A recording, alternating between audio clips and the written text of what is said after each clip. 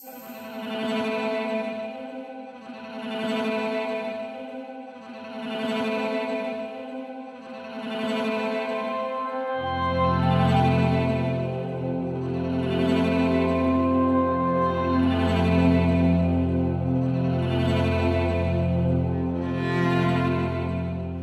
majiteľka kufra, Zorka Kahan-Ring, bola matkou Kataríny Curtis, ktorá Slovenskú národnú galériu kontaktovala.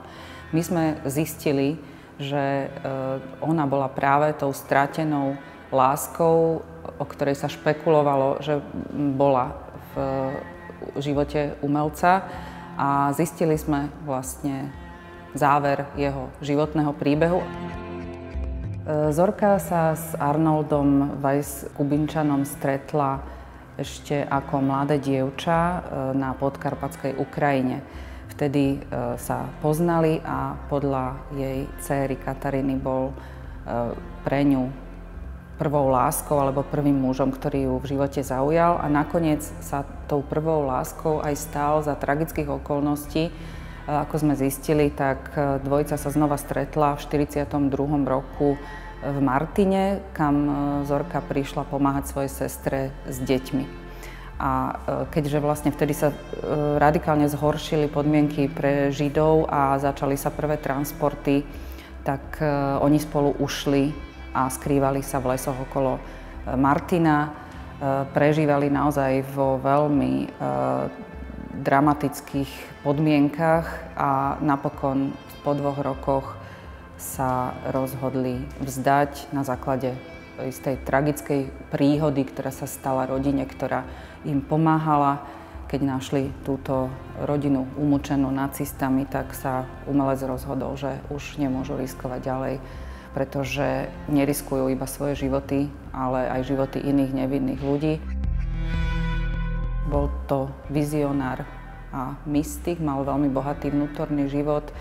Podľa svedectva pani Zorky mal víziu, že on zahynie, ale ona prežije, a práve odovzdal jej akoby testament, svoju poslednú pozostalosť, povedal jej, kde sa nachádzajú jeho posledné diela. Ona ich tam skutočne po vojne, keď on zahynul, pravdepodobne v koncentračnom tábore v Nemecku. Ona prežila koncentračný tábor v Ravensbrücku, tak to skutočne našla. Ešte sa veľmi dlho snažila nájsť samotného umelca, stopovala ho cez Červený kríž a iné organizácie, ale keď ho nenašla, napokon vydala sa tiež za človeka, ktorý prežil holokaust, ktorý stratil celú rodinu podobne ako ona, a napokon s polročnou dcérou Katarínou odišli do Spojených štátov amerických.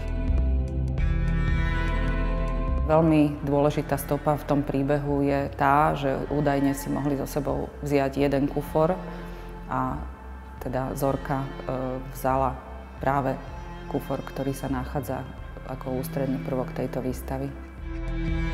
Na kufri plnom skicárov a diel rôznej dokončenosti a rôznej kvality sme sa rozhodli postaviť výstavu preto, že tento prvok, tento predmet sme rozpoznali ako veľmi dobrú nosnú kurátorskú informáciu, ktorou dokážeme povedať nielen niečo o konkrétnom umelcovi, ale dokážeme vlastne pripomenúť osudy ľudí touto symbolickou cestou, dokážeme hovoriť o nevyzdvihnutej batožine, dokážeme hovoriť o ťažkej batožine v podobe multinárodných identít, ktoré sa stali príťažou pre ľudí, ktorí ich museli skutočne niesť ako bremeno. Všetky tieto významy, vrátane ciest, či už vynútených alebo dobrovoľných, pre nás kufor dokázal symbolizovať.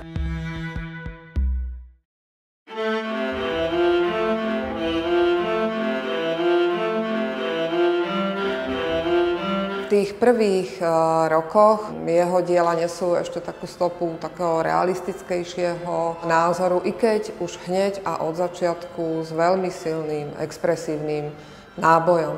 Viacerí kolegovia, kunsthistorici, ktorí nejakým spôsobom prišli do kontaktu s Kubinčanovým dielom, hovoria o ňom ako o našom jedinom presvedčivom svetoobčianskom expresionistovi. Táto charakteristika naozaj na ňo platí. My sme sa veľmi snažili postaviť ho do kontextu trochu európskeho.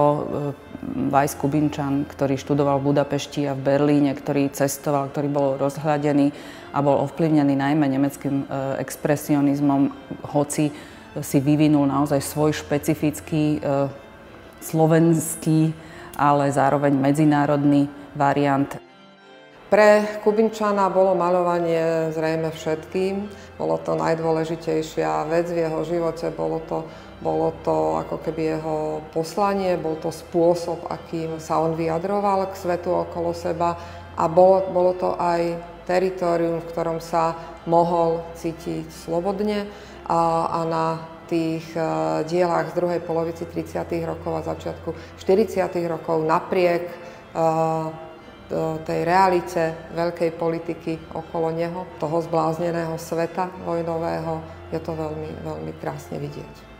Nie náhodou je približne 10% jeho tvorby venovaná autoportrétu, pretože naozaj týmto minimálnym spôsobom on dokázal veľmi priamo zachytiť nielen vlastné duševné stavy, ale aj to, čo sa deje v spoločnosti, a preto vlastne predstavuje jeho tvorba také svedectvo.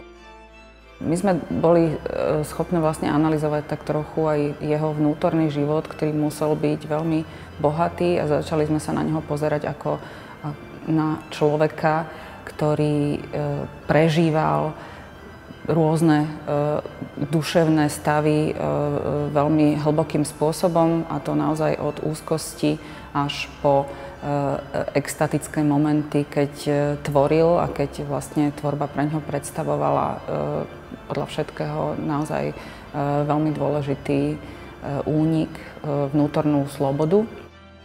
Bol veľmi osobitý, i keď v mnohom ako keby taký súzvučný s viacerými oveľa viac známymi osobnostiami našej medzivojnovej moderny. Preto aj možno sme sa pokúsili na výstave predstaviť aj istú takú komparáciu s prácami, s dielom iných jeho súputníkov. Tomu základnému kurátorskému princípu, tomu symbolu kufra, korešponduje aj samotná architektúra výstavy.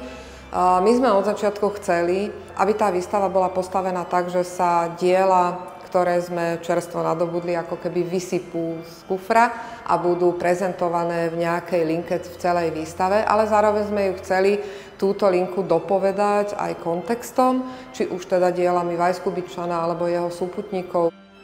Na tých prvkoch zo svetlého dreva v celej výstave ako keby sa tiahne tá linka diel z kufra, ktoré zároveň aj predstavujú začiatočné písmená Weiss Kubinčanovho celého mena, Arnold Peter Weiss Kubinčan. A jednak v úvodnej časti a v časti, kde sme sa pokúsili simulovať výstavu v Amerike, sú vložené isté také symbolické prvky, či už vo forme tunela v autoportréte alebo kaplnky v pripomienke Old Chapel výstavy.